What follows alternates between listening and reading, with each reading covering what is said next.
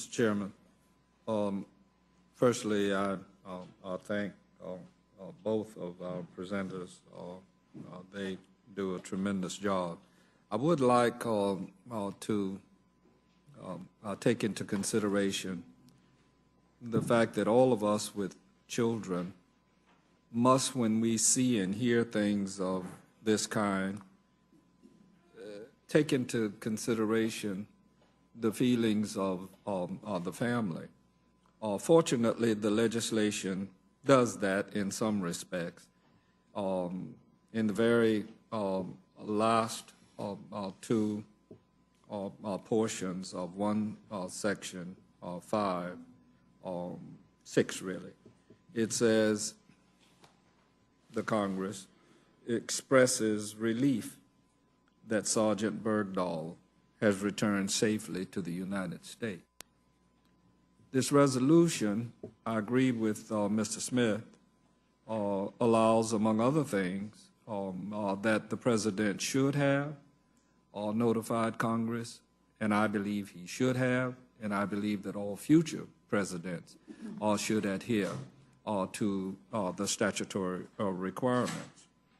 I also am mindful, as are all of you, that all sorts of negotiations with untoward characters in the world take place with regularity and have always. It's nothing particularly new in that regard.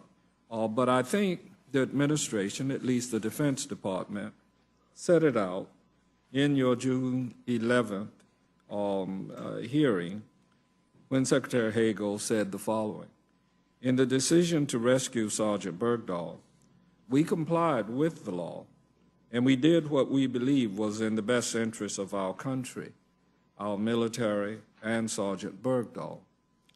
The President has constitutional responsibilities and authorities to protect American citizens and members of our armed forces. That's what he did. America does not leave its soldiers behind.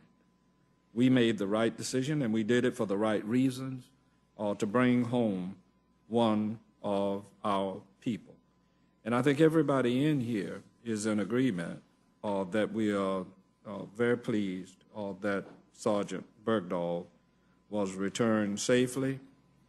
And just for the record, I don't know all of the facts, and a lot of people have said an awful lot about Sergeant Bergdahl. I wouldn't even presume to know what transpired, giving rise to his being captured.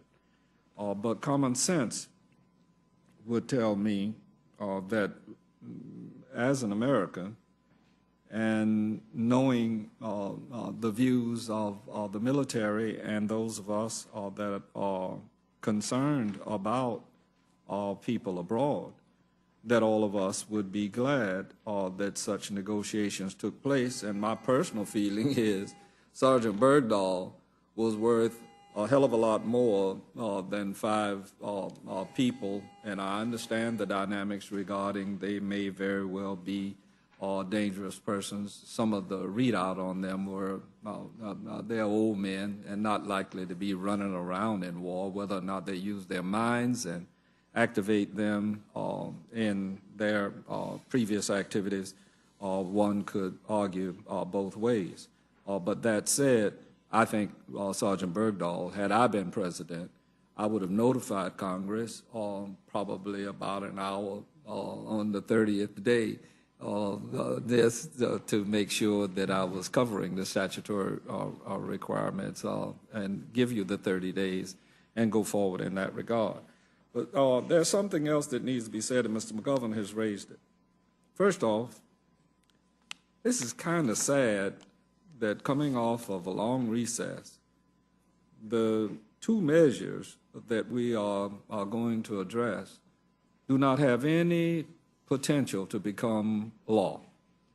And it would seem to me that with the various conflicts around the world, and more specifically in Iraq, where all of us have opined at different times and voted on measures in that regard, that we would have, as the very first measure, taken up our right under the Constitution to give authorization for activities ongoing in Iraq.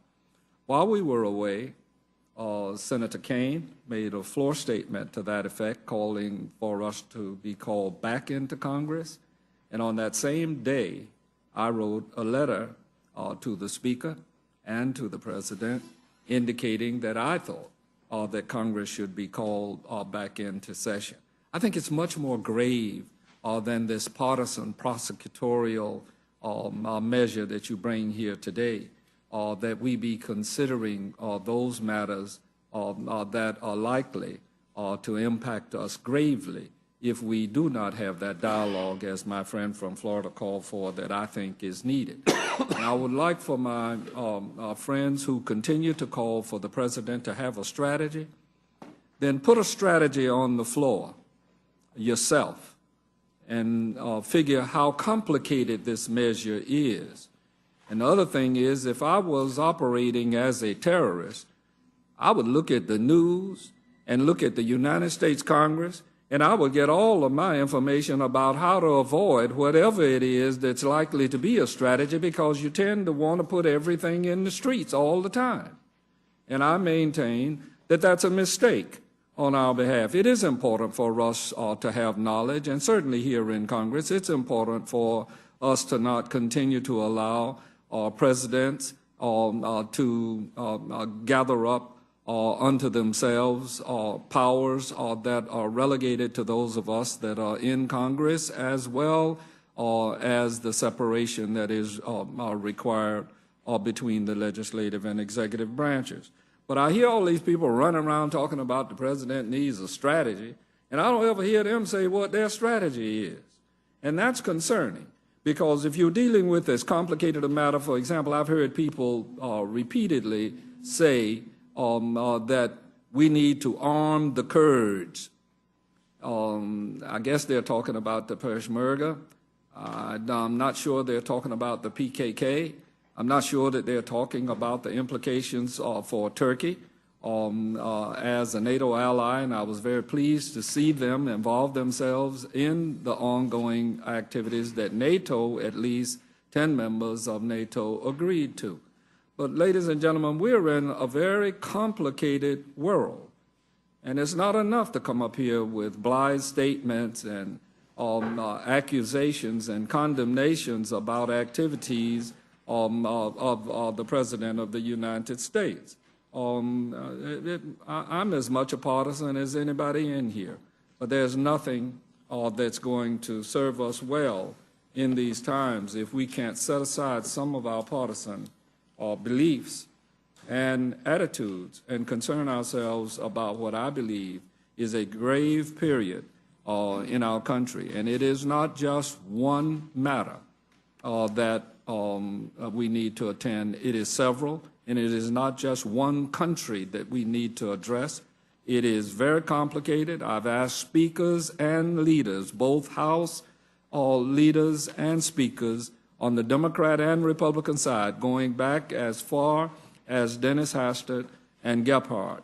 I've asked Pelosi and Boehner that we should take a day here in this institution and bring in some experts to teach some of these people here who have no knowledge at all about what Islam is, what radical Islam is, what a caliphate is, and they throw out all of these names without knowing the tribal circumstances that exist. It's ridiculous for us to sit here and allow for people, 435 of us, to make policy when 35 of us couldn't give people today a paragraph distinguishing or comparing and contrasting Shia and Sunnis. 6 years ago, I brought to the attention of this body that there were Christians that were refugees in Iraq, and it was ignored until just recently. And I find that passing strange in this institution that we allow for those kinds of things to take place. This is a very complicated situation that we are dealing with. It has all sorts of ramifications.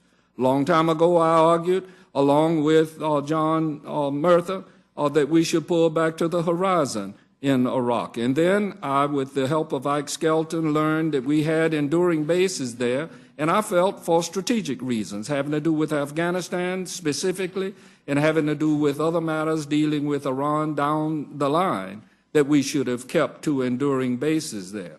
And now we hear the status of forces arguments that I think are vitally out of place, when in fact all we have to do is look to the record as to who negotiated the status of forces, and then to look at where we are without having done the things that were necessary after we lost all our soldiers' lives and countless treasure that we won't know about until way off into the future. This resolution isn't going to do anything. I'll get to talk about it a great deal more on the floor tomorrow. It's regrettable that that's the first thing that we're doing, and the best thing I guess we can do is get the hell out of here and go on and have the November election, and then maybe something will settle down, because it ain't happening in this institution.